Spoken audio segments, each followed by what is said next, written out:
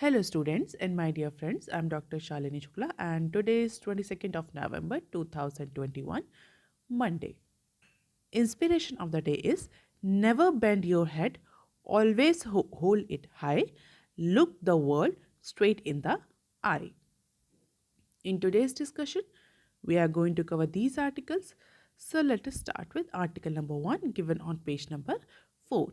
Government focus now shifts to effective MSP mechanism. As we all know, that three farms law now has been repealed after full blast in agitation. However, whatever changes government has made in MSP system, that is minimum support price mechanism, that is going to continue. As per the sources, the improvement that has been done in MSP would continue to happen, and all these improvement or changes will focus on ensuring that only genuine farmer will get the benefit of MSP and procurement related schemes. And government is continuously trying that whatever procurement that government is doing under MSP system, that reaches the maximum number from the genuine farmers only. Why now focus has been shifted to MSP? Because the protesting farmers are saying that their protest will not end here. They will actually shift their focus from three farms law that has been repealed to now the MSP area. So MSP or the changes that government has done recently will be the next focus area for their struggle, and that is why government also want to make sure that whatever changes government has brought into MSP mechanism, that gets implemented as earliest as possible. However, union in a statement on Saturday said their demand for statutory guarantee on MSP was integral part of the agitation, and until unless government will not accept their demand on MSP, or the guarantee on government will not provide any statutory guarantee on MSP, their protest, their agitation will continue as per the union of farmers. तो फिलहाल के लिए government को कोई बहुत ज़्यादा relaxation नहीं मिलने वाला है फ्रॉम दिस एजिटेशन. फार्मर्स का ये कहना है कि एमएसपी एक इंटीग्रल पार्ट था, गारंटी जो एमएसपी पर है वो एक इंटीग्रल पार्ट था उनकी एजिटेशन का, और वो एजिटेशन तब तक ख़त्म नहीं होगा जब तक गवर्नमेंट इस एमएसपी पर कोई इन्हें क्लैरिफिकेशन नहीं देती या जो भी चेंजेस लाए हैं एमएसपी पर वो रिपील नहीं होते. क्योंकि गवर्नमेंट का ये कहना है कि गवर्नमेंट ने जो भी चेंजेस लाए हैं, जो भी इम्प्रूवमेंट लाए हैं एमएसपी मैकेनिज्म में, that is just to make sure कि जो जेन्युइन फार्मर हैं उनको ही एमएसपी के बेनिफिट्स मिलें, और जो प्रोक्योरमेंट हो रहा है, लार्ज अमाउंट का जो प्रोक्योरमेंट होता है अंडर एमएसपी, वो उन्हीं जेन्युइन फार्मर्स के थ्रू होता. क्या है, कई बार जो बड़ी बड़ी कंपनीज होते हैं, जो ऑर्गेनाइज्ड फार्मर्स होते हैं या जो बड़े फार्मर्स होते हैं, वो ज़्यादा बेनिफिट ले आते हैं. मार्जिनलाइज फार्मर्स कहे या स्मॉल फार्मर्स कहे, जिनके पास छोटे छोटे लैंड हैं, उनको एमएसपी या एमएसपी के तहत जो भी प्रोक्योरमेंट्स होते हैं उनका बेनिफिट नहीं मिल पाता. और जो बिचौलिए होते हैं, आती होते हैं, they gets the benefit of MSP and procurement. तो गवर्नमेंट का ये कहना है कि हम ये सारे चेंजेस इसीलिए ला रहे हैं कि जो जेन्युइन फार्मर हैं, जो एक्चुअली फार्मर्स हैं, ना कि बिचौलिए, ना कि जो स्टॉक होल्डर्स होते हैं, वो एमएसपी का बेनिफिट ले पाएँ. Officials said through a mandate of the committee promised by Prime Minister Narendra Modi to the nation on Friday was yet to be detailed. However, they had made it very clear that implementation of the new MSP mechanism effectively will be the part of that.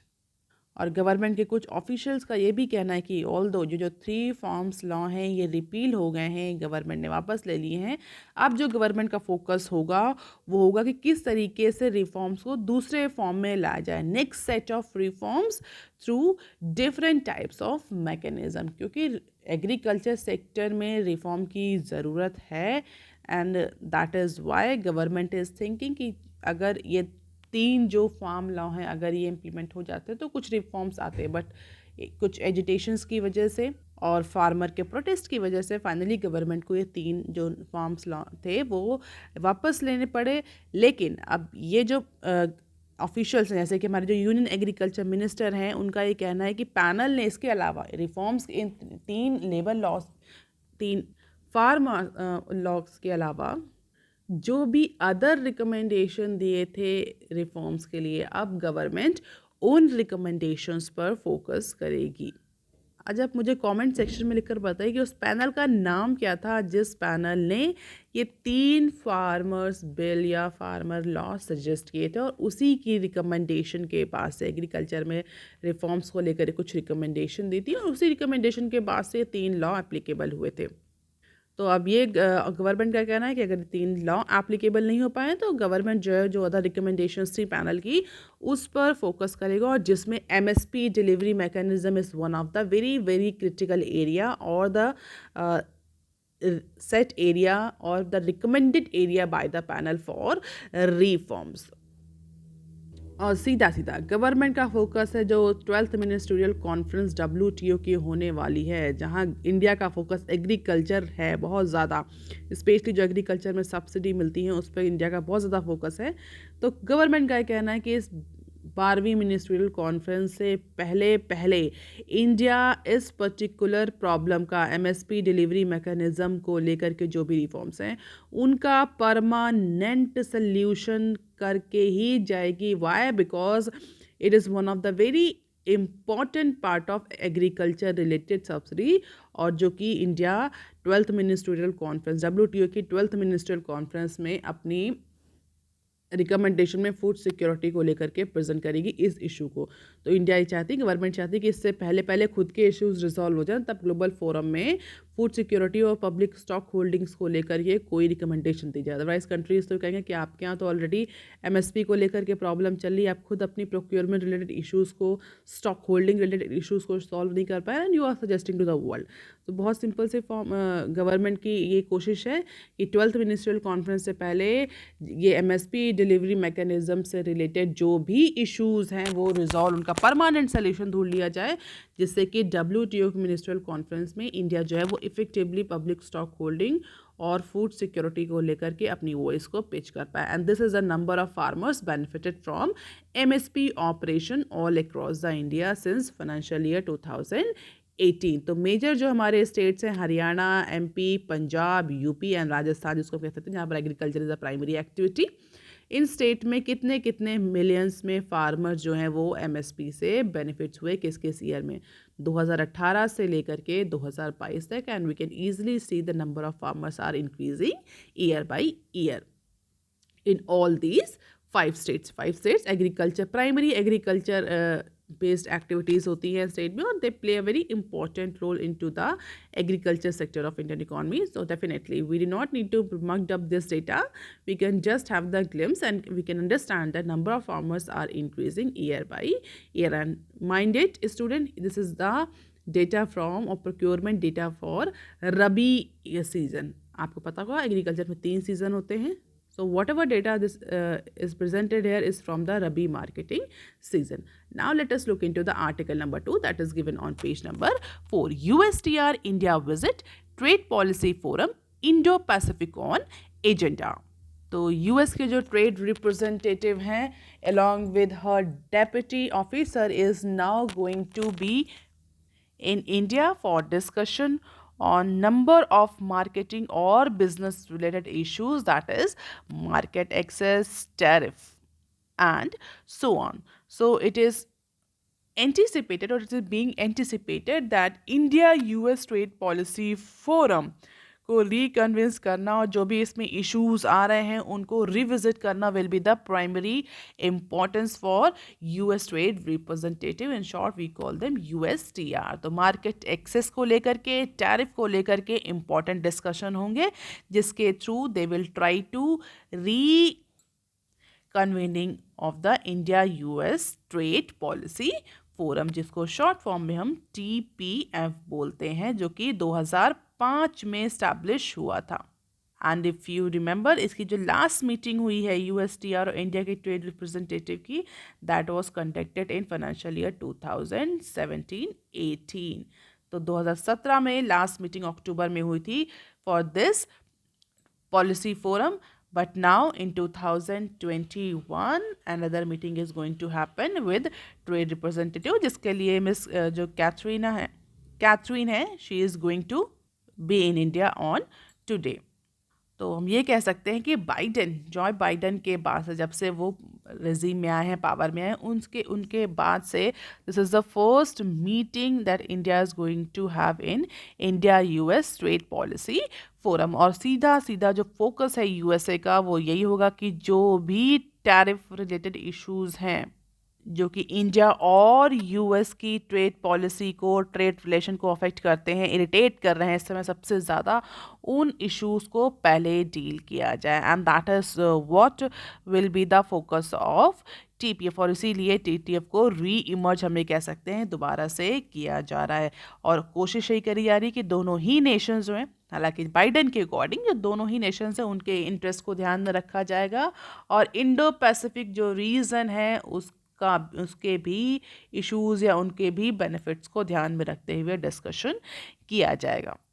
लेकिन कहीं ना कहीं US government ने इस बात को भी clear कर दिया है कि जो ट्रेड डील पेंडिंग थी, अगर आपको याद हो, डोनाल्ड ट्रंप के साइड से वो आए भी इंडिया में इसीलिए थे पर्टिकुलर ट्रेड डील के लिए, जो कि कुछ इश्यूज़ की वजह से नहीं हो पाई थी।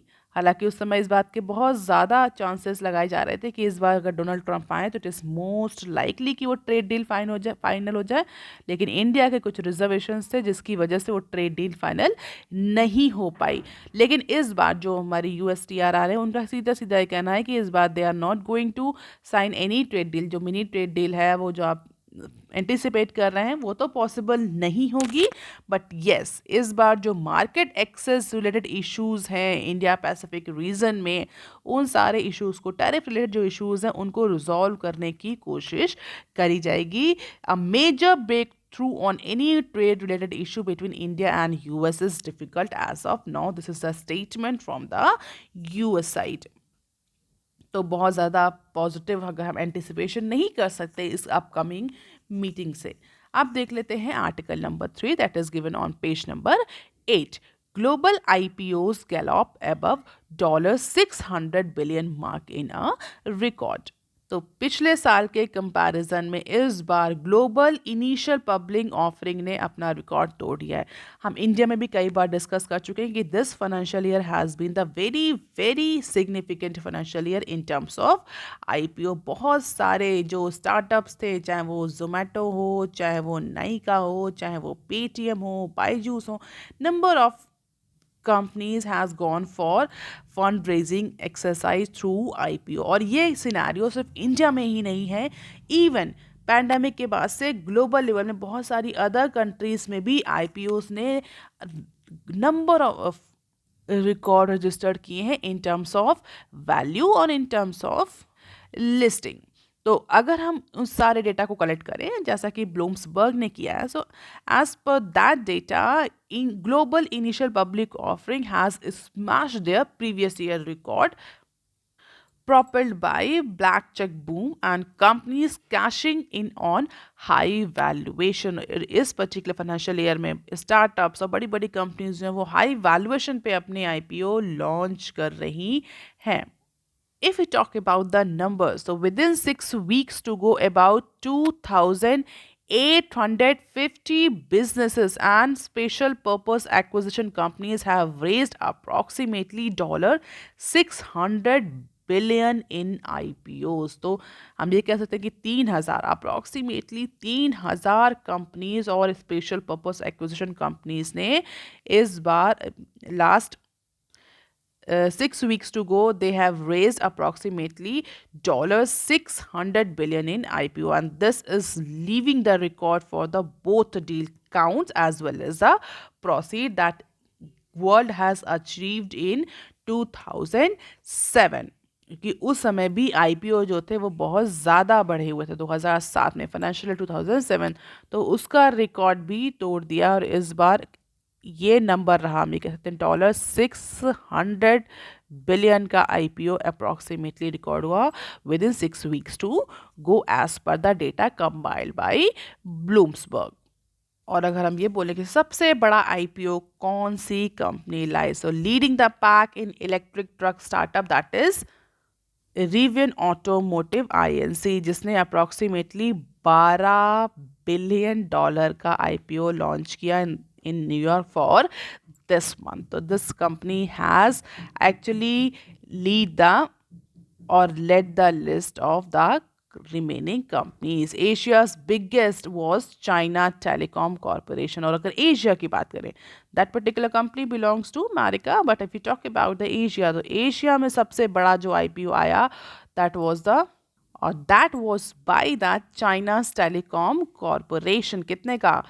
$8.4 बिलियन का आईपीओ चाइना टेलीकॉम कॉरपोरेशन ने लाया था in the month of August, while the Polish parcel locker provides in post SA size the top spot in Europe with its 2.8 billion euro, that is approximately dollar 3.2 billion.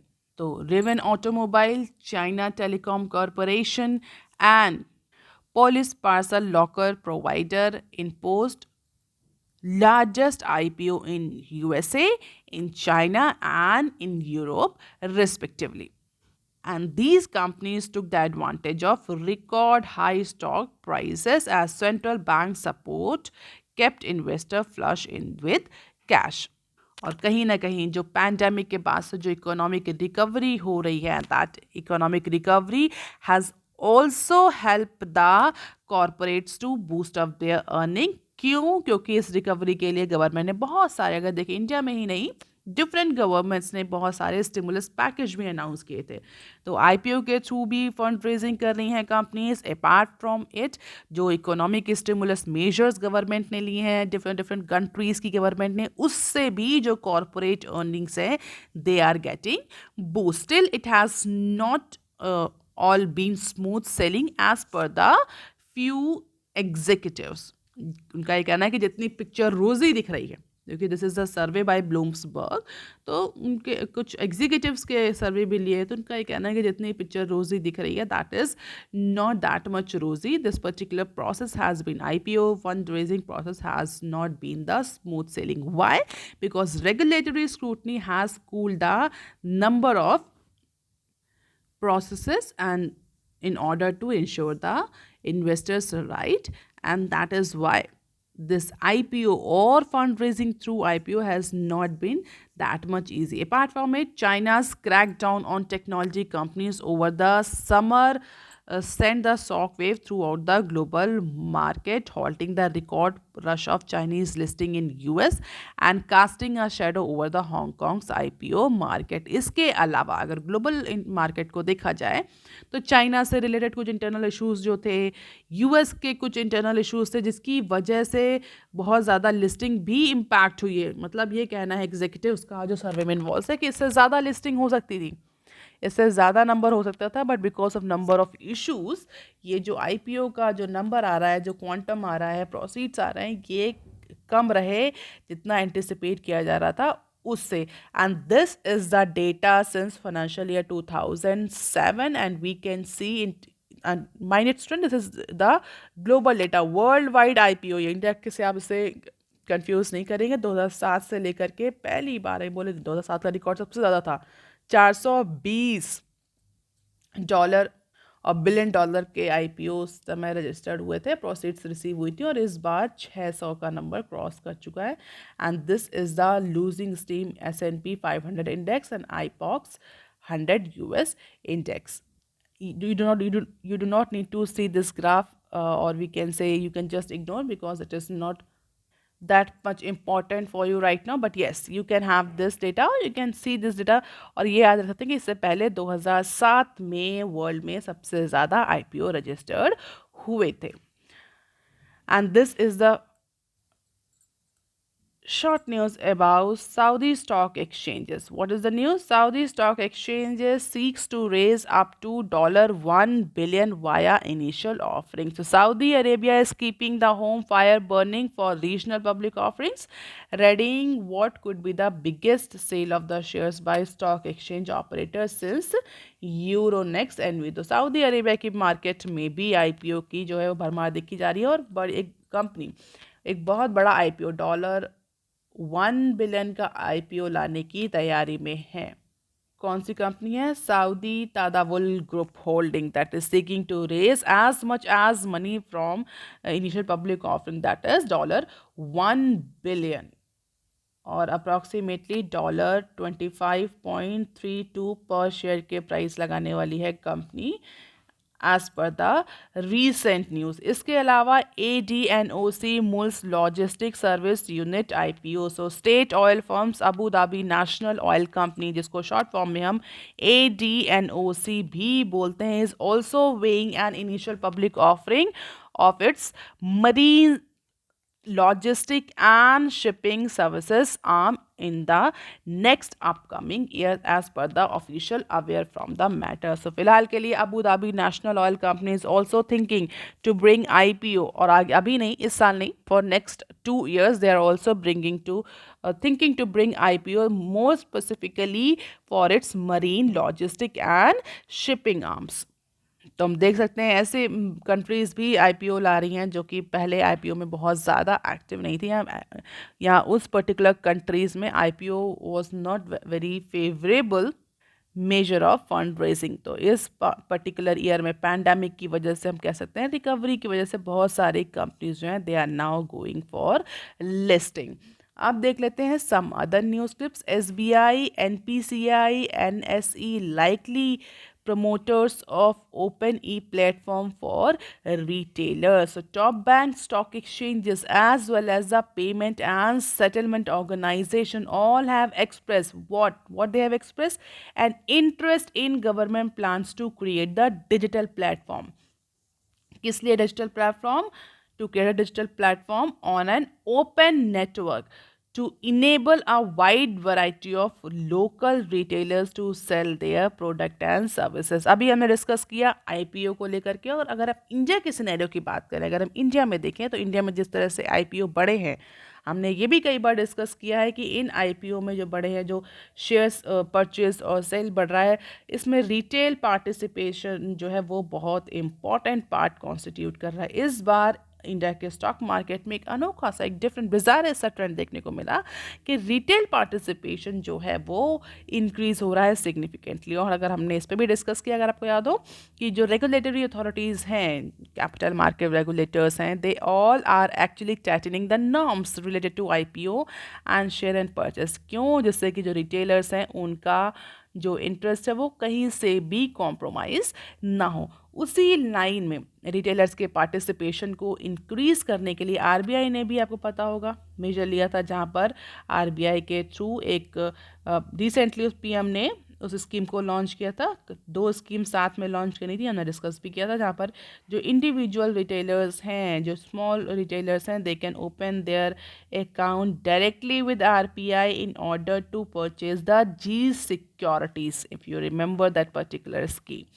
इसी के अलावा अब जो top banks हैं, stock exchanges हैं, और जो payment और सेटलमेंट ऑर्गेनाइजेशंस, एग्रीगेटर कंपनीज हैं, वो भी अब रिटेल पार्टिसिपेशन को इम्प्रूव करने के लिए एक ओपन नेटवर्क, या हम कह सकते हैं डिजिटल प्लेटफॉर्म क्रिएट करने की तैयारी में है। National payment corporation of India NPCI, state bank of India, HDFC, national stock exchange, BSE, NSDL and National Bank for Agriculture and Rural Development, along with few other financial companies, they all have committed to be the promoter of this private sector led non-profit company, or that particular company is expected to launch the Open Network for Digital Commerce, ONDC, Open Network for Digital Commerce।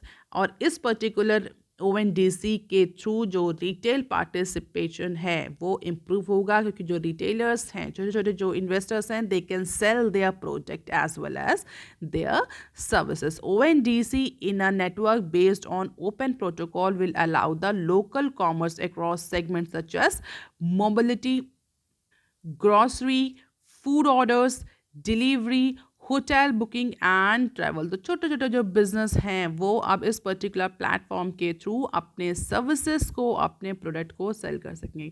तो retail participation सिर्फ shares के ही case में नहीं है। अगर हम देखें, ये तो हमने भी शेयर्स की बात कर रहे थे, बट अगर इस प्लेटफॉर्म की बात करें तो स्मॉल जो बिजनेस यूनिट्स हैं, जिन बड़े बड़े ई कॉमर्स प्लेटफॉर्म को एक्सेस नहीं कर पाते, तो बेसिकली उनके लिए एक प्लेटफॉर्म जनरेट करने की कोशिश करी जा रही है, जिसके थ्रू वो अपनी प्रोडक्ट एंड सर्विसेज सेल कर सके विदाउट मच हेफ्टी कॉस्ट। इसमें mobility, grocery, food orders, delivery, hotel booking, travel, इन सब से रिलेटेड सर्विसेज प्रोवाइड करी जाएंगी।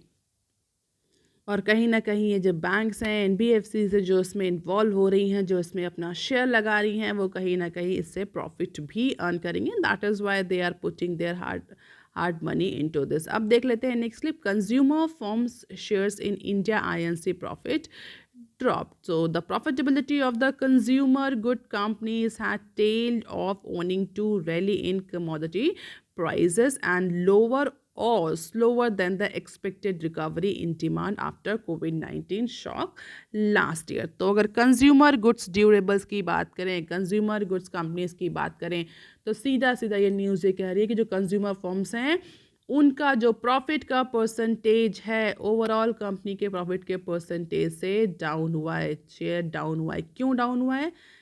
रॉ मटेरियल की कॉस्ट बढ़ रही है और जिस तरह से शॉर्टेज हो रही है कई सारे रॉ मटेरियल्स की, उसको देखने के बाद से उसके बाद से जो कंज्यूमर ड्यूरेबल का सेक्टर है, कंज्यूमर गुड का सेक्टर है, उसमें रिकवरी प्रॉपर नहीं हो पाई। पैंडमिक के बाद से जो अदर सेक्टर्स हैं, चाहे वो एविएशन हो, आईटी हो, टूरिज़्म हो, सब ने कहीं ना कहीं रिकवरी रजिस्टर करी है। और उस सबकी रिकवरी के साथ कंज्यूमर फर्म्स को भी रिकवरी करनी थी, लेकिन they are impacted by the commodity prices, high commodity prices, and that may leads to a delay or slower expected recovery in demand. The combined profit share of company in sectors such as auto, FMCG, consumer durable, fashion, quick services, restaurant declined to 10 years low. तो जो consumer related firms हैं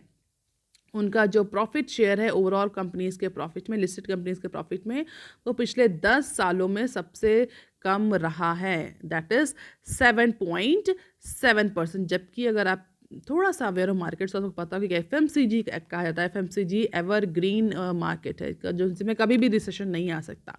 but yes, profit कहीं ना कहीं down हो रहा है और उसका सीधा सीधा रीज़न ये है कि ये सेक्टर्स जो है वो हाई रॉ मटेरियल की कॉस्ट की वजह से उतने स्पीड में रिकवरी नहीं कर पाए जितना एंटिसिपेट किया जा रहा था। अब देख लेते हैं नेक्स्ट क्लिप।